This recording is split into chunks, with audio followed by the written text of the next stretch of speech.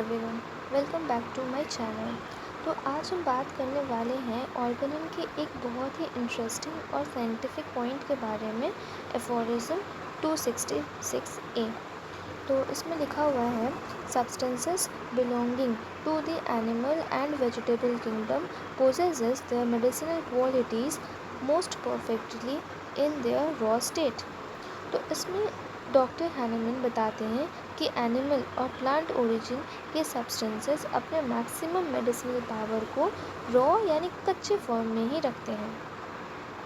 Yes, you heard that right. जब भी हम किसी प्लांट या एनिमल प्रोडक्ट को हीट, फर्मेंटेशन या किसी भी डोमेस्टिक प्रोसेस जैसे बॉइलिंग, रोस्टिंग, पिकलिंग, ड्राइंग इसके थ्रू ले जाते हैं, तो उसका जो असली मेडिसिनल एसेंस है, ठीक है, यानी उनकी असली शक्ति कम या ख़त्म हो जाती है। जैसे इसका एग्जाम्पल हम देख सकते हैं इसके फुट नोट में, ठीक है। जैसे all crude animals and vegetable substances have a greater or less amount of medicinal power and are capable of altering man's health each in its own peculiar way। Those plants and animals used by the most enlightened nation as food have this advantage over all others, that they contain a larger amount of nutritious constituents, and they differ from the others in this, that the medicinal powers in their raw state are either not very great in themselves or are diminished by the culinary processes they are subjected to in cooking for domestic use, by the expression of the pernicious juice, by fermentation, by smoking, and by the action of heat, whereby the medicinal parts of many of these substances are in part destroyed and dissipated.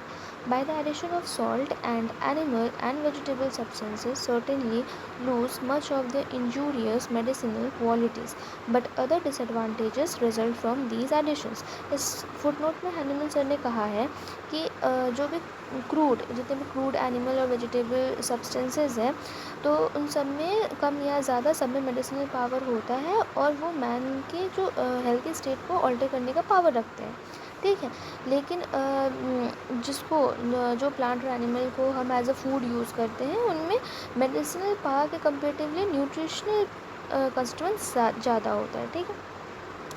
और फिर उनका जो medicinal power होता है उनके raw state में या तो ज़्यादा नहीं होता है उनमें, या फिर वो खाना बनाने के प्रोसेस में, फूड प्रिपरेशन के प्रोसेस में, जो कलिनरी प्रोसेस का मतलब ही हुआ कि फूड प्रिपेयरिंग प्रोसेस में वो जो है उसका जो मेडिसिनल पावर है वो कम हो जाता है, ठीक है, डिमिनिश्ड हो जाता है। जैसे जब हम उसको फूड प्रिपेयर करेंगे, उसको फर्मेंट करेंगे, स्मोक का एक्शन होगा, हीट का एक्शन होगा, ठीक है, उसको बॉईल करेंगे, टोस्टिंग करेंगे, यहाँ पे फूड प्रोटीन बाकी प्रोसेस उसको बताया गया है, ठीक है। ये सब करने से क्या होगा, उसका मेडिसिनल पावर कम हो जाएगा और बहुत बार खाना बनाने में, फूड बनाने के प्रोसेस में बहुत सारे पार्ट डिस्ट्रॉय हो जाते हैं, डेसिपेटेड हो जाते हैं। जैसे रूट्स काट के हटा दिए, ठीक है, किसी के फ्लावर्स नहीं खाए, किसी के लीव्स नहीं खा रहे हैं, किसी वेजिटेबल के, तो इस तरह बहुत सारा पार्ट जो है या तो डिस्ट्रॉय हो जाता है या डिसिपेट कर दिया जाता है, ठीक है। खाना बनाने के टाइम में सॉल्ट जाता है, उसमें विनेगर जाता है, बाकी मसाले वगैरह भी जाते हैं। तो ये सब जो सारा चीज़ मिलके उसका जो मेडिसिनल क्वालिटी है उसको डिमिनिश कर दिया जाता है, ठीक। जैसे इसके जो सेकंड फुट नोट है उसमें ये एग्ज़ाम्पल दिया गया है कि कसावा रूट का जूस हो गया, राई फ्लावर का सोडा हो गया, या पिकल्ड घरकिन्स हो गया, ठीक है। ये सब जब विनेगर, सॉल्ट या फर्मेंटेशन में जाता है तो इनकी मेडिसिनल प्रॉपर्टीज़ डिस्टर्ब हो जाती है, मतलब इनमें से कुछ तो पावर लूज़ हो जाती है और कुछ सब्सटेंसेस तो बिल्कुल ही इनइफेक्टिव बन जाते हैं। यहाँ तक कि जो मोस्ट पॉइजनस प्लांट्स हैं, जिनमें डेडली मेडिसिनल इफ़ेक्ट हो सकता है, अगर उनके जूस को भी थोड़ी देर के लिए खुला छोड़ दिया जाए या लाइट और हवा के कांटेक्ट में आ जाए, तो वो भी पिच लाइक मास बन जाता है, एकदम टोटली यूज़लेस, ठीक है। क्या बात है ना नेचर की। यही चीज़ इसके सेकेंड फुटनोट में लिखा हुआ है। But even those plant that possesses most medicinal power lose that in part और completely by such processes, by perfect desiccation all the roots of the various kinds of iris of the horseradish or of the different species of arum and of the peonies lose almost all their medicinal virtue. The juice of the most virulent plants often become an inert pitch-like mass from the heat employed in preparing the ordinary extracts. ऐसे भी मैं बताई कि जो most poisonous plant भी जो होता है अगर उसका जूस को थोड़ी देर के लिए छोड़ दिया जाए तो वो इनर्ट पिच लाइक मास हो जाता है। ठीक है। By merely standing a long time, the expressed juice of the most deadly plants become quite powerless.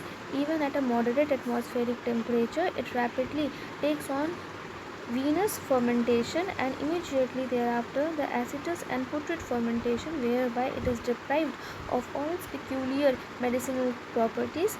The fecula that is then deposited, if well washed, is quite innocuous like ordinary starch. By the transudation that takes place when a number of green plants are laid one above the other, the greatest part of their medicinal properties is lost. तो जो भी मैं explain की वो इसके second para में बताया गया है।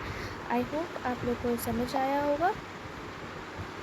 तो मोरल ऑफ द स्टोरी तो यही है कि कोई मेडिसिनल प्लांट या एनिमल सब्सटेंसेस तभी सबसे पावरफुल होता है जब उससे नेचर ने जैसा दिया है वैसे ही यूज़ किया जाए, यानी रॉ स्टेट में। आई होप समझ आया होगा। और अगर आप भी होम्योपैथी के डीप प्रिंसिपल्स को साइंटिफिकली समझना चाहते हैं तो ऐसे और वीडियोस के लिए चैनल को ज़रूर सब्सक्राइब करें। Thank you.